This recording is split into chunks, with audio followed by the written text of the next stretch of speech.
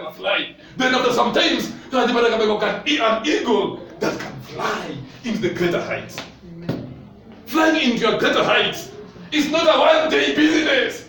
It takes time. It takes process. It is a process. And not a soft or an easy process, but a hard and tough one.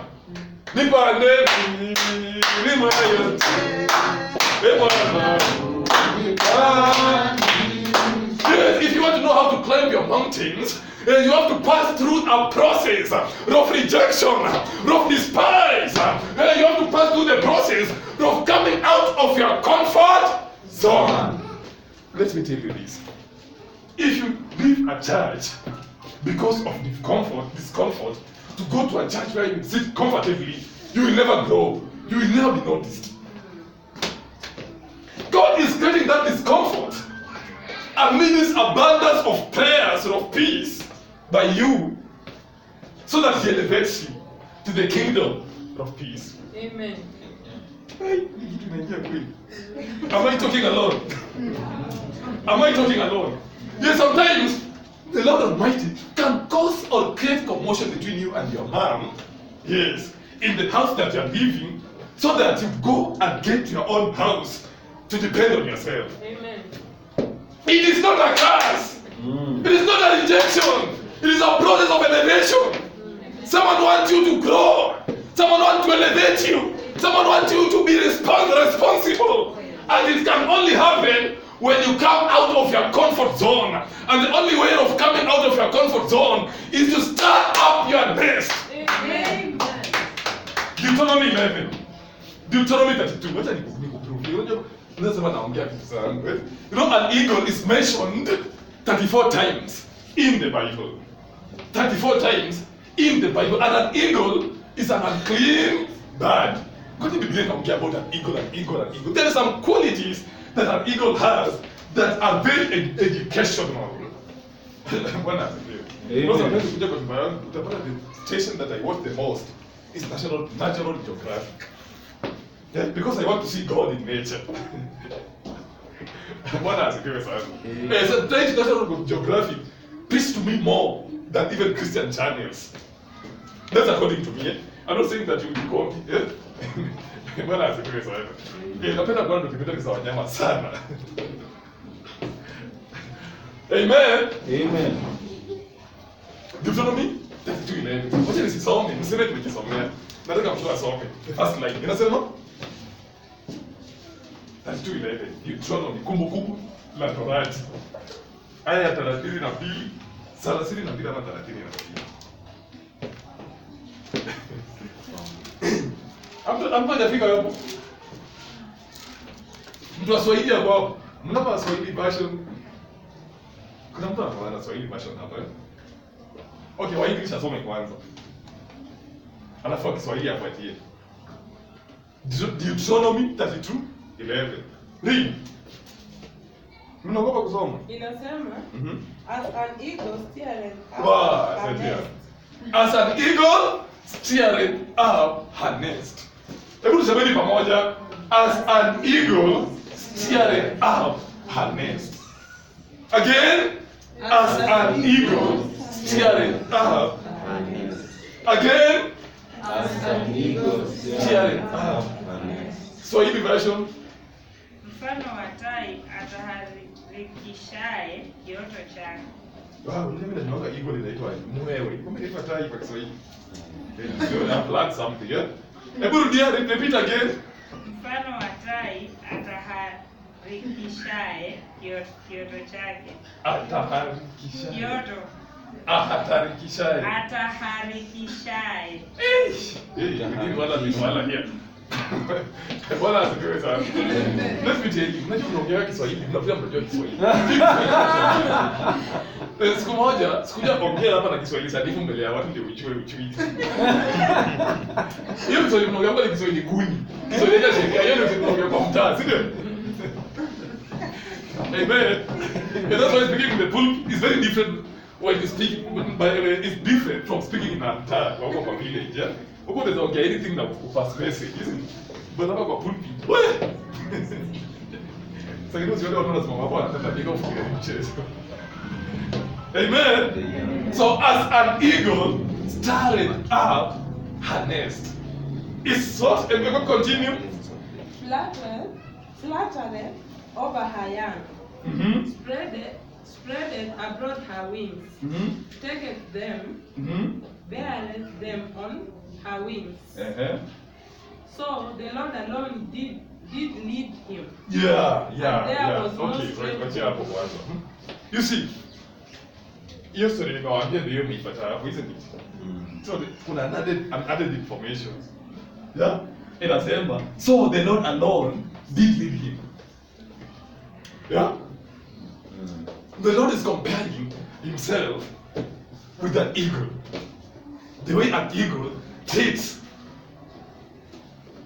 its eaglets is the way the Lord is comparing on how he's going to treat his children.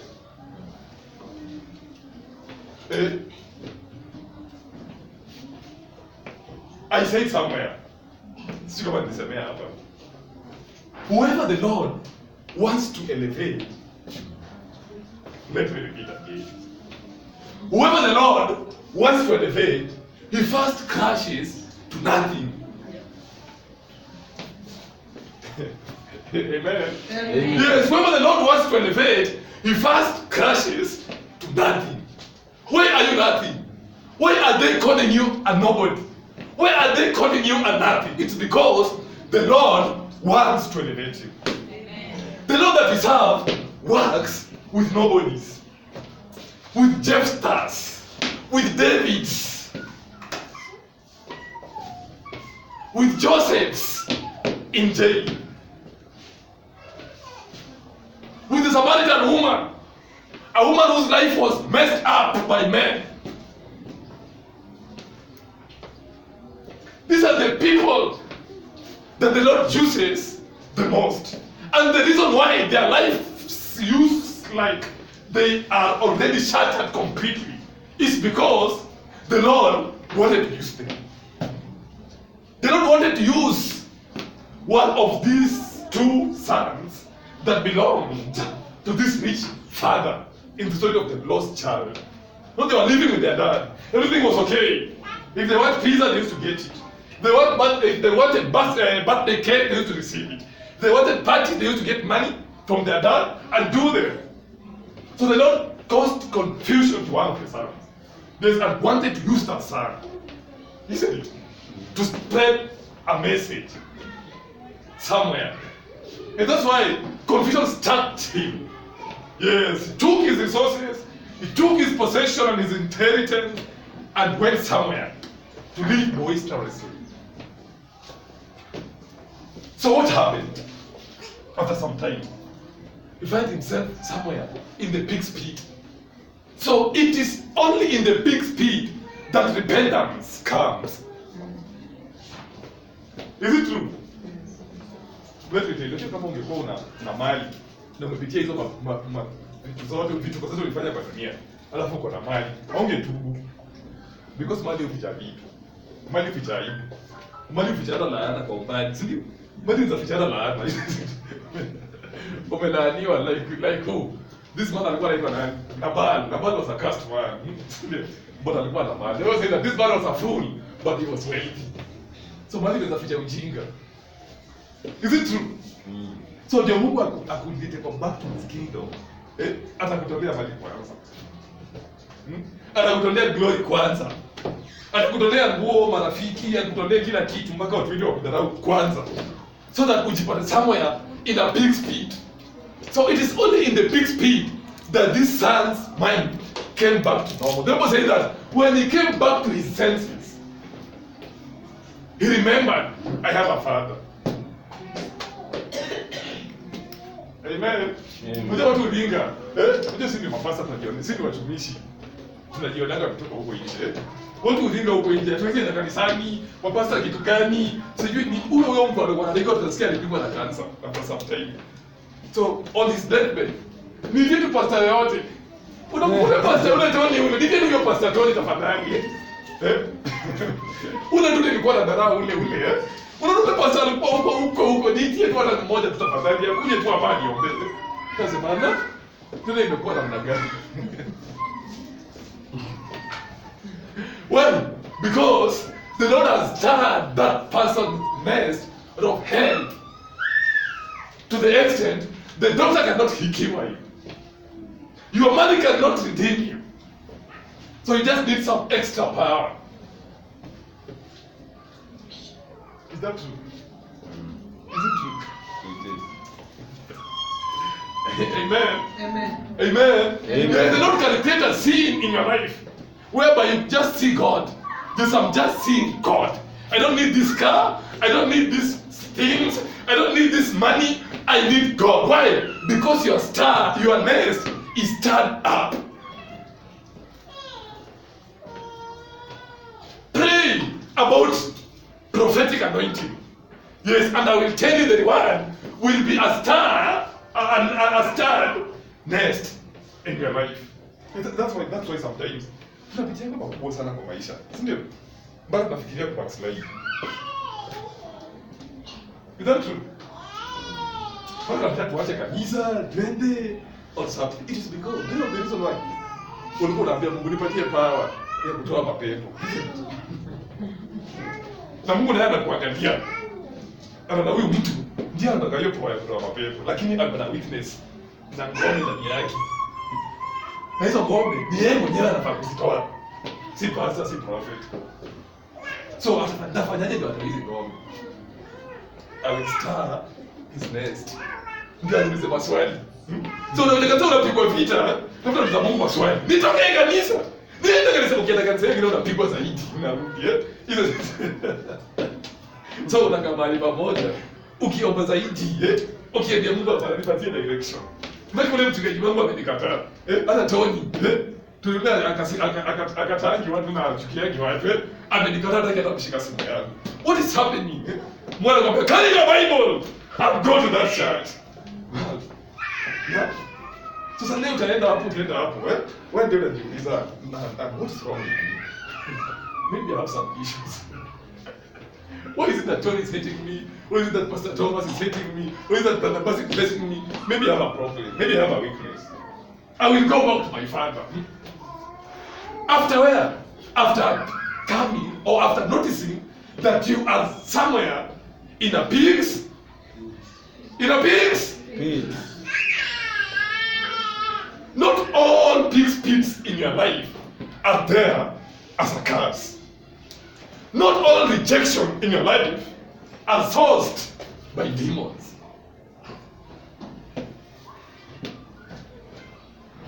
Here comes Peter. Christ will die with you. I'm your favorite. I'm the rock of the church. Whoever there tries to touch you, I will touch him. Here comes Malchus. I chopped one of his ears. Yeah? Why? Because he was messing up my Messiah. This is Peter. He was suffering from superiority complex. Kujiona, kiburi, isn't it? Amen. Amen. Yeah, kiburi, it was a demon. That's why Christ Yesu alimwangalia akamwambia, "Behind from me, Satan." Why was Christ calling Peter Satan? Because he had a demon of pride in him. And that demon could only be rebuked not by Christ, but by Peter himself. You know, God, the Lord that we serve, is a God who works under a political philosophy called democracy. You choose what you want. Life has to, you do what you want. You address your choice. In democracy. Is that true? Yeah. That's why there is a garden of Eden like a forbidden fruit. Now go come like a sugar gambia. Eat it doesn't get like it is you to choose to eat or choose not to eat. Come on, again. So Peter akasema, "Hey, it is impossible. There is no way I can denounce you." It's not about to crush that demon in you. I will not rebuke you. Yeah? But you rebuke it yourself. So, tonight, before the cock crows, you deny me, there is. Peter akasema, "Mimi Peter nijijuai." Amen. Amen.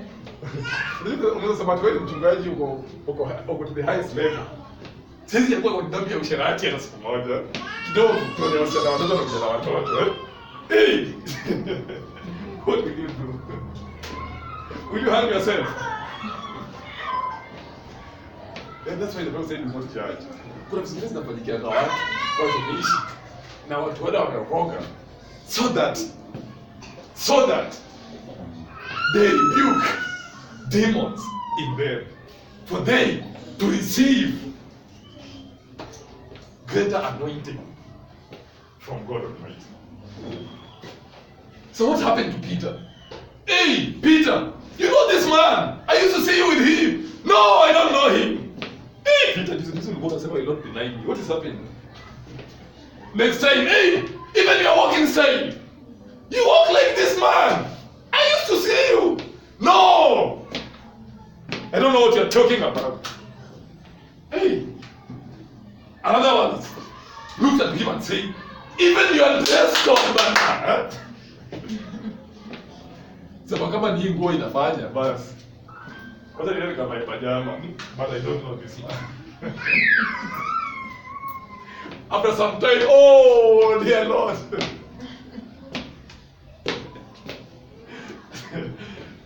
So after some time what happened? Kiburi ilishuka. Hiyo pepo ilienda automatically. Why? Kwa nini ilienda? Because anajirudia na akalia kwa uchungu sana. Hey! Na sasa jogoo inawika. Kangalia kaka. Hey! Jogoo ikiwika Peter, nafikiri from that day Peter ni watakula jogoo. Unajua kuna watu wengine watakula vitu ama watakufanya vitu fulani kwa sababu ya experience ya maisha yao. Amen. Sijui wachungaji wanapenda kuku, sio? Maybe Peter alikuwa akienda kwa majumba za watu anawaambia watu, nikikuja kwako kosa kunipikia kuku, utalaaniwa, isn't it? But from that day anasema, hey, yeah, kuku atastaki from today, no kuku. Why? Because I'm very much convinced that anytime Peter used to see a cock, alikuwa analia. Anytime Peter used to, akitembea kwa streets in Nairobi anaona zile kuku zinazunguka, anasikia machozi. Mpaka nafikiri hata kwake kuku kwa kutaka hata kuona kuku kwa maisha yake. Because ilikuwa inamkumbusha toba. Unajua kuna vitu vingine unaweza ona kwa maisha zikukumbushe toba. Unakumbuka pale Mungu alikutoa. Yeah. And that's why wachungaji wote wataokoka kwa utakatifu from their mother's womb. Wengine Mungu atawacha waingilie bangi, wengine Mungu atawacha waingilie pombe, wengine kwa usherati, so that awaokoe, awatoe kwa hiyo hali. Na waingize kwa ministry. So anytime ukitembea kwa njia, uone mlevi anaanguka, unapiga magoti na sasa. I want you to make unajiona. Am I making sense to someone? Am I making sense? Yes. Am I making sense? Yes. Is it true? Kuna watu wengine wakiona watu wengine wanapita kwa njia. Unapata huyo mtu anakama kwa mnaongea naye ananyamaza. Because anajikumbuka alikuwa pia kwa hiyo maisha. Isn't it? And because they don't stand up your nest to make you strong, then you're not given it.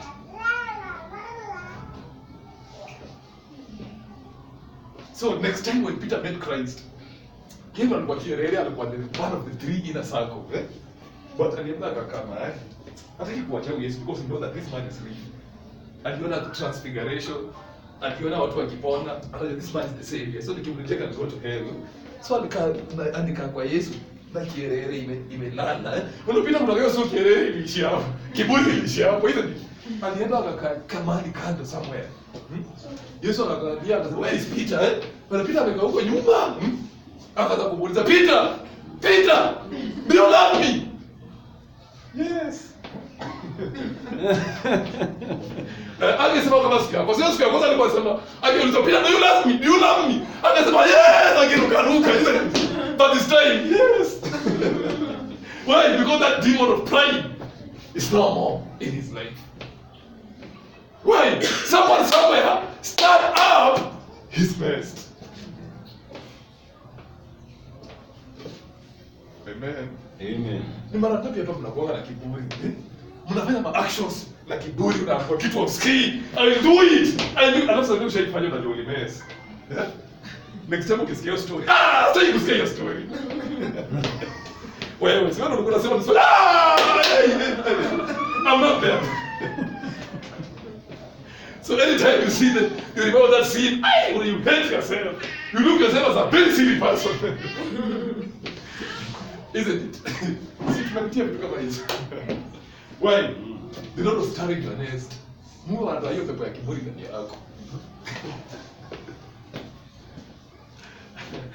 Bwana asifiwe. Amen. Amen. Jiji la ngoga. Watu wanasikia, watu wanalia. Unasikia watu wengine wanalia, wengine wanapet, wengine wengine wanataka kupiga na mawe, wengine wanataka kutubu, wengine wanataka kwenda mbinguni, wengine wanataka Yesu. Kuna watu wengine wanataka Yesu, kuna Wakristo wengine, that's some believers who are praying on a daily basis for Jesus Christ to return as quick as possible, so that if they are not even sure that they will go to heaven, so that maisha iishe, kila mtu atatea ishi hapo, asiishe peke yake, because of the abundance of mistakes in their lives. Sio mbaya dunia iishe, kwa sababu ukijiua utaenda hell direct. Yeah? Ukiendelea kuishi unaona kugonga the rocks huko mbele. Ushaangalia maisha yako, ushaangalia unaona, mathematics za maisha zimenifikisha mwisho, yes?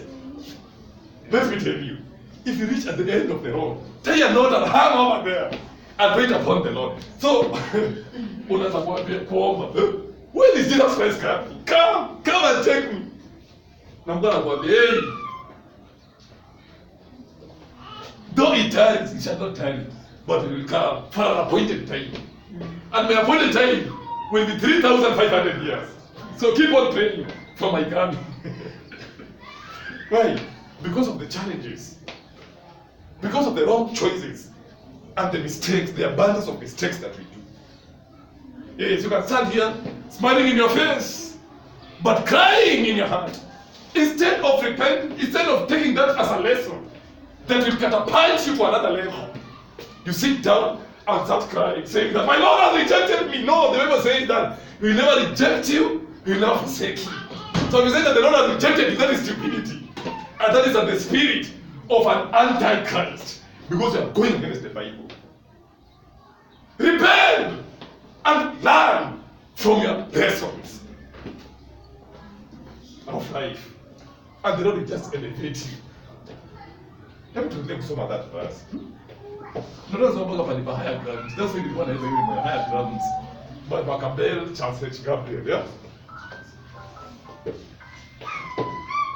Endelee kusoma. Nilikuwa nimefika wapi?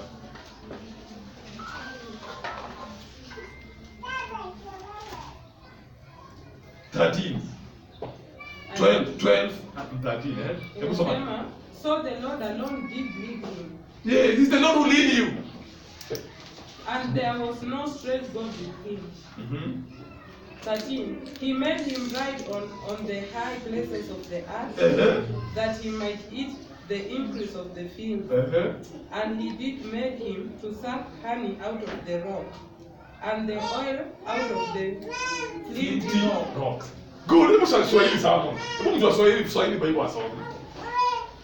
Kwanza, Bwana peke yake alimuongoza, wala hapakuwa na Mungu mgeni pamoja naye. Alimpandisha mahali pa nchi palipoinuka, naye akala mazao ya mashamba, akamnyonyesha asali iliyotoka jabalini na mafuta yaliyotoka katika mwamba wa Bumemkuu. Wow. Unasikia? Wacha nirudie hapo vizuri. Ndio nataka kupreach tunakata Kiswahili ndio hiki kitu ikie ndani kabisa. Amen. Amen. Amen. Amen. It is the Lord who leads you. That's what the Bible says, isn't it? Yeah? Na alimuongoza kwa nini? Kwa sababu hakukuwa na miungu mingine, hakukuwa na gods. Waislamu wanasema ilaha. Not Waislamu wa Arabu, ndio. Ilaha. Ilaha is gods with a small g, gods. In other terms, there's some demons. Hizo tulikuwa nakuambia kiburi, masengenyo, madharau, kupaibuka, blabbering. Unajua kaza kuongea maneno anaweza kuongea maneno 50 in 1 second because amekasirika. So hizo vitu Mungu zitoa baada ya kutoa maisha yako out of comfort zone. Unapitia hardship mpaka una humble.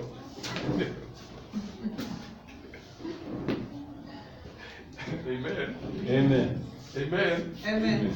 Let me tell you about my story. I have a brother who is my firstborn in our family. This brother, I met a person, and he got a good job. Yeah? Amen. Amen. Kupata good job. Wao wakaingilia pombe. Na aka reject, akaoa na akapotea. Isn't it? So sisi tulikuwa tunapitia hardship. Tukaenda kumwambia, hey brother, hey anatuambia worry less. Yeah, in fact yeye alikuwa anapenda mambo ya worry less sana. Ukienda mwambie, hey brother, hata pesa tu ya kulipa exam shule, si unipatie. Watu wana pesa saa hii bwana. Na akitoka pale. Akitoka pale kwa baba, let us tulivyo. So he rejected us completely. Yeah. Na akapata promotion sasa hizi na baby senior guy. Kimshahara, mshahara wake iko sawa, eh? So ilifika mahali tukakuwa kesi wa kubwa tukaanza kujitegemea. Listen. That man akilewa, kitu ya kwanza yeye kukumbuka. Analewa mpaka saa hii. Watoto wetu wako wapi? Where are our sons? Where are my brothers and sisters? My siblings, where are they? Eh? So analewa tu akianza kuimba majina zetu kama ni yako. Wewe, Mungu hakumnyang'anya mali. Mungu alimwambia mali utakuwa nayo. Hata gari ndio hiyo uko nayo. Yeye siasa kaa. Watoto wamesoma mpaka campus. Yes, you have everything. But the cornerstone that the stone, the rock that the builders rejected has become the chief cornerstone. Empire yangu imesimama lakini kuna mahali imelemaa. Isn't it? Amen. Alikuwa amedharau watu mpaka matanga alikuwa anaenda matanga za village. Alikuwa sasa yeye si village man. But siku hizi hata sikie nani amekufa kale kamjane kanishiwa kabisa kakoko kwa msitu. Watu wako distant relative. Yeye ndio wa kwanza kwenda hapo. Akakwenda matanga the whole week. Why? Let me tell you. Life is not about the money. Life is not about the money. Life is not about the power. Life is about total deliverance from God Almighty. When you are delivered from strongholds in your life, the Bible says very clearly, and the peace that surpasses all peace shall prevail upon. So life is about the peace of Jesus Christ in your life. Amen. Amen. The way Lucas said, "Watakupa pesa alafu ni assume brother Mlama, assume brother Tom." Utawaona kwa tena. Si ndio? Na utakapi. Remember, the higher you go, the cooler it becomes. And the more isolated you become, and the more sickly and lonely you will become also. So huko juu hakuna kitu mzuri. Kitu mzuri ni kung'ang'ana na foundations. Yeah? Hapa ni huko. Ukitengana foundation, Mungu anakuletea peace that surpasses all peace, and you will be at peace and at ease in your life. And that's why Jesus Christ was tearing Peter's nest so that he lives out of comfort, to take the gods out of him. Yeah? So after some time, Peter now is coming back to ministry, the same ministry, but as a humble Peter. Not as a stubborn Peter, but as a humble Peter. But there's some things that in your life, there's some things that are happening in your life to humble you. Ya Mungu anakuachilia baka, unaishiwa, na unafanya wewe high class. Baka unaanza kung'ang'ania tuchai sasa kanisani. Unang'ang'ania tuchai hizo ni je. God is humbling you down. Na kwa wewe you are just I want to decrease you so that I decrease me in you. So sometimes ukiomba Mungu akuinue, expect kushuka chini. Sometimes ukiambia Mungu akupatie prophetic gift, expect kurejectiwa, kutukanwa na kuoneshwa wewe you are nobody, so that utoe pepo ya kiburi ndani yako, so that your gifts are not bila kuwork, itawork bila kiburi. Amen. Amen. I'm not judging anybody. Kila mtu ana weaknesses zake. That's why we are here in church. Eh? Kama ungekuwa mtakatifu, ungekuwa hapa, you could have walked with God like Enoch and he'd be found no more. Isn't it? Yeah, because Enoch was too holy and too righteous. But why is it that we are coming to church every Sunday? Or is it that we are coming to fellowships every Saturdays?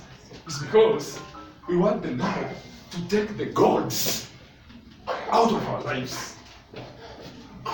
By our own, by willpower, kwa kujitolea, kujitakia, isn't it? So that after that, he makes us ride in the higher realms.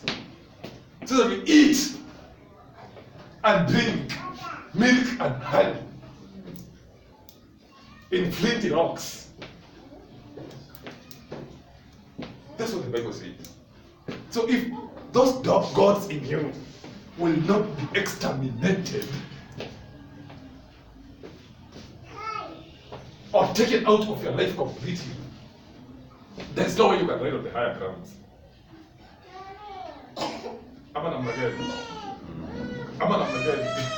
that's why for every minister who rides on the higher grounds, there's a sad story. There's a sad story. There's a sad story. Why? So that next time we mtumishi anapitia ile mambo ile anapitia hardship kiatu imeenda 45. Ndamchanga nimwambie, hey, the Lord is using you. Isn't still not allowed. I don't see a curse in that person. Yes? And see how great the Lord is going to use this person in future. Because I passed through that place. That's why I normally tell you people my testimonies, isn't it? Yes, I passed through that. What you are passing through, I passed through that 10 times. Why? The Lord was crushing me. The Lord was taking all the gods in me.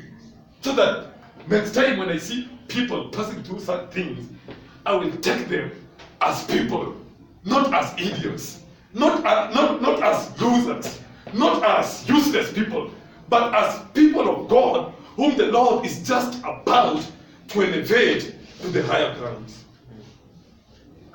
When it comes to God elevation, it's not a matter of education. It's not a matter of connection.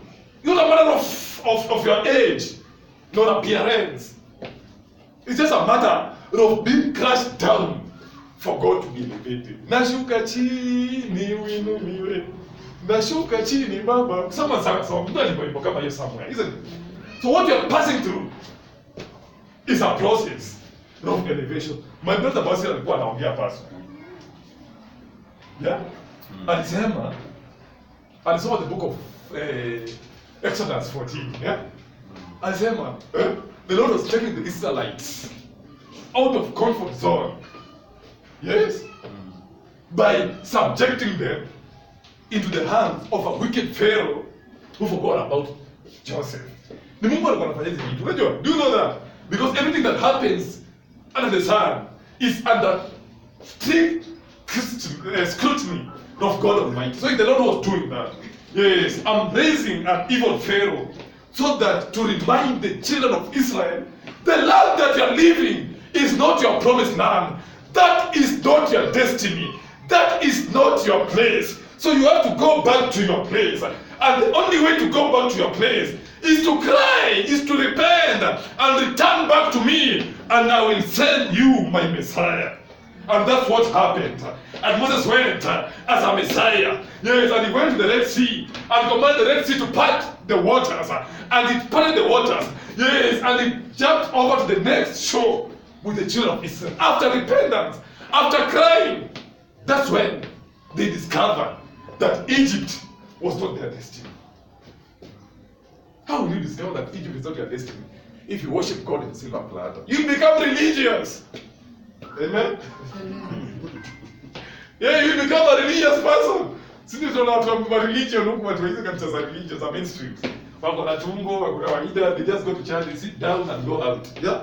Yeah, you'll be a religious person. After you put away to Mungu.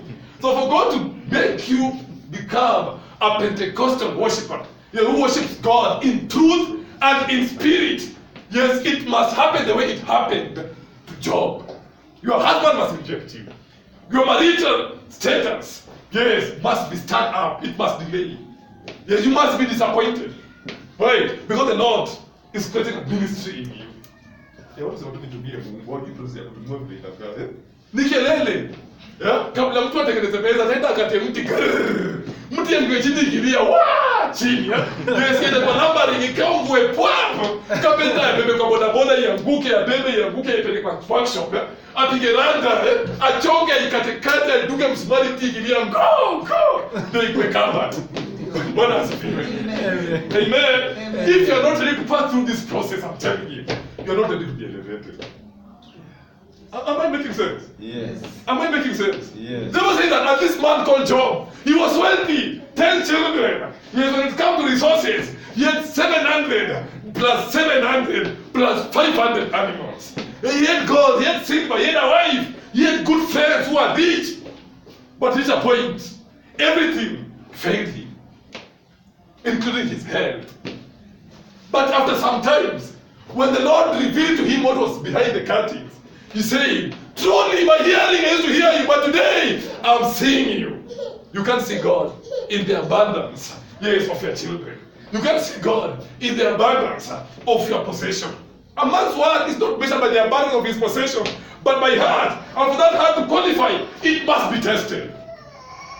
And for all these, Job did cast God, but not evil against God. Why? Because after passing through the test, yes, after he powered through his test, the Bible says that his latter days were blessed than his beginning.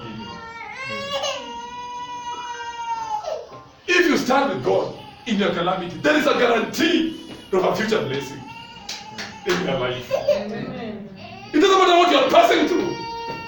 Yes, as long or as far as you stand with your God, there's a future blessing. Yes, if you command, if you tell your Nebuchadnezzar, yes, even if you cast us in your fiery furnace, we shall not bow down to your demons. Why? Because the Lord will deliver us, and even if He will not deliver us, damn your gods. We are damning your gods. And when they came out of that fire, the king promoted them and said, from today, their God must be worshipped. And anyone who goes contrary to their worship must be cast in the fiery furnace to see if their gods can deliver them. No, watu wafiti nao wakasema, hey, hey. Amen. So you are passing through rejection, stand with your God. You are passing through gossip, stand with your God. You are passing through disappointment, stand with your God. Stand with your God. Stand with your God. Stand with your God. Stand with your God. Stand with your God. Stand with your God. And at the end of it, your ending shall be blessed than your beginning. Amen. Than your beginning. Amen. Than your beginning. You never died of diabetes. You never died of cancer.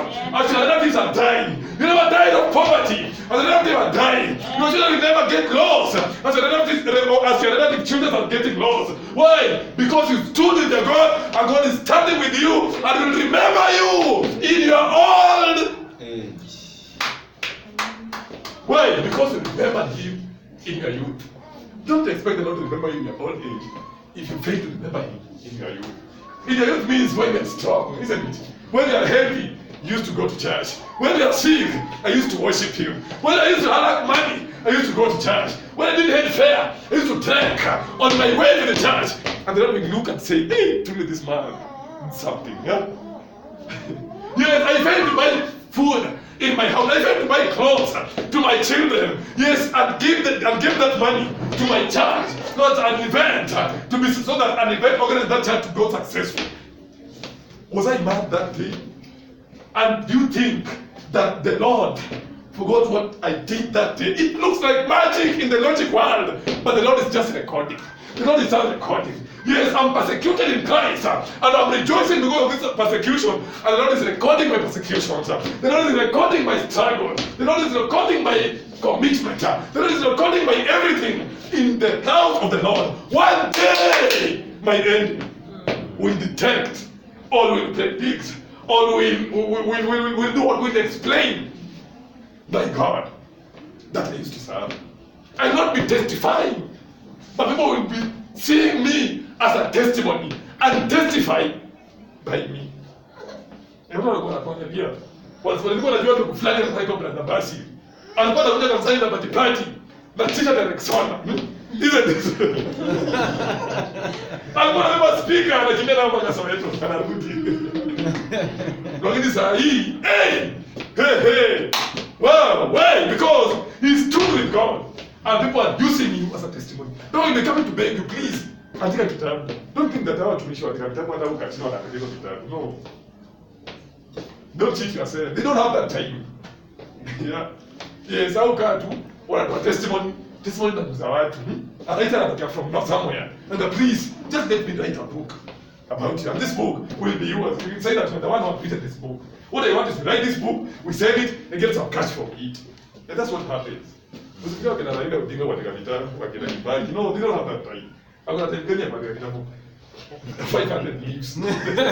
Hiyo ni kazi ya mtu mwingine. Sasa leo mtu alikuwa anapiga magoti akiomba, wewe uko busy in campus unaenda kusoma literature, isn't it? Yeah? Unasoma volumes of books. Mimi Tony ako busy akachakana anapiga magoti. Hey God, what this man is getting mad. It's something out of his mind. We're busy in campus. At the end of the day, Tony anakuwa wilderness. And when the church watu wanatoa, unauliza mwambie, "Hey, Tony, let's read a book." Let's read a book, and that book will be called What He Best, Mr. Tony What He Best, yeah? So you write a book. So you say that book, but all the money will be mine, yeah? Nani alisemaje? Kuna mtu alikuwa anaitwa Napoleon Bonaparte. He was a general wa jeshi wa France huko. Alikuwa anasema, it's soldiers that fights, but when it comes to glory, it goes to their generals. Isn't it? So when God elevates you, He will give you soldiers. Because you'll be a general of God. Pastor William was very chief general. Ndio ndio ndio kama hiyo kwa dunia. So ndio lazima mtu atakao kama hiyo kwa dunia, but kwa mbinguni iko. Yeah. Chief general wa jeshi. So yeye kazi yake ni kutuma wanajeshi, go and fight. So they fight wakishinda. Bwana asifiwe, general ameshinda. Naaman was great. Naaman mwenyewe anajeshi kasona kana. Hata yule soni ndani. But Naaman was great. Wale wasoja walikuwa wanaibua chuma wanaenda kupigana huko chini, wanakufa, wanapata maalamu, wanatobolewa macho, wasikiki. Anyway, in history, number that guy is Naaman, the general. Why? Because of the wilderness that Naaman passed through to be elevated to where he was. I'm telling you, the wilderness that you are passing through today will be rewarded in Jesus' name. Amen. It will be rewarded in Jesus' name. Amen. Yes, that person who started that mess will reward it. In Jesus' name. Amen. In Jesus' name. Amen. In Jesus' name. Amen. Sometimes you pray too much, but you find yourself being uncomfortable too much. Why? Because the person whom you are praying to is the same person who is causing this discomfort in your life to redeem you, to deliver you. And after deliverance, I'm telling you, after deliverance, that's why I want to finish with this. That's why do not judge. Hata upate mtu anapitia makubwa kiasi gani, hata upate mtumishi amekosea kiasi gani, hata upate, what you can do is just pray for that person. Blessed are the pure hearted, because they will see God. Beatitudes. That's the book of Matthew chapter 5 verse 8. Just be pure hearted with people. Keeping in mind that you are not a God also. You have weaknesses too. Amen. Amen. Just see a way of helping these people to come back to light. When you do that, the Lord will increase it. Amen. And that increase is a guarantee. It shall come to pass. It shall come to pass. When this king was almost dying, in the book of Ezekiel chapter 38. Yes, when this king Hezekiah was just about to die. Yes, Isaiah, the Lord sent Isaiah and told Isaiah to tell him, prepare the matters of your house or you are going to die. The Bible said that king looked unto the wall and he started reminding God the good things he ever did in the ministry. Remember, I paid the tithes by Sunday. You know that day that I trekked from Embakasi Tasia. I used to trek from Embakasi Tasia to Karaoke just seeking your name. Yes, I know that I don't live forever and ever. But just remember the good things that I used to do before you. Remember, I used to go to church very early. Yes, and clean that church. I used to go to church and cook for the events that we are used to be organized in that church. Remember these things, dear Lord. Remember that day that I denied my family comfort. Yes, to bless your ministry. Remember and do something remarkable. And before Isaiah left, the word of God came unto Isaiah again and told him, go and tell that king, I've added him 15 years. Do you think that you have some testimonies in you that you can go with them before the Lord and tell God, yes, I know that I'm a witch. I know that I messed. I know that I did this and this. I know that I wronged someone somewhere. I know that I've been doing this ministry in hypocrisy. And now you have judged me. Now you want to destroy me. Now you want to destroy my family. Jehovah Lord. But also remember, we are serving a God who remembers. But also remember what I've been doing for this church to be a church. Forgive me and deliver me so that you walk with me again. The Lord is rich in grace and is gracious. He will call you back because we never leave you, neither forsake you. Amen. Amen. Amen. Amen. Have I talked to someone today? Yes. Minister. Bakoso bolose de tieri baso bokolo bolo. Baso bokolo bokose de kisi. Bakoso bokolo bokose de kisi. Yesu kwetu ni rafiki. Kwani wanapia.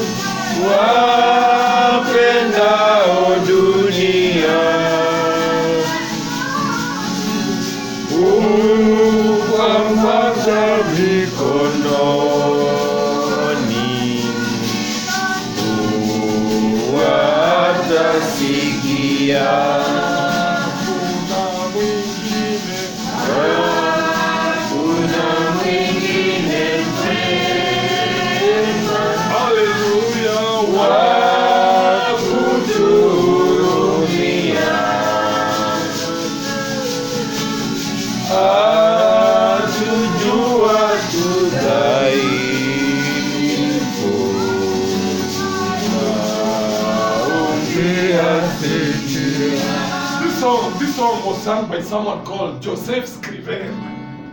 He was writing a letter to his mother who was passing through depression. Watu walikuwa wamemjerau, bwana wamemwacha, watoto maisha imemkataa, hana kazi. So this man, mama yake alikuwa ametoka Amerika ameenda kuishi Canada. So alimwandikia barua akamtumia. What a friend you have in Jesus. Yeah? Amen. Let us sing the last stanza. Je, unayo hata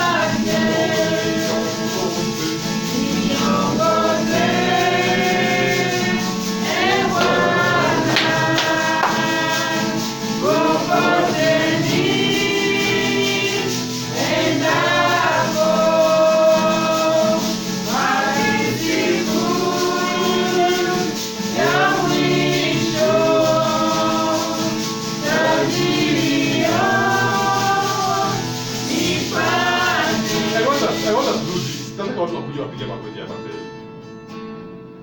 Yes, there's a reason why I'm doing this. Yeah? So hizo vitu just for a minute.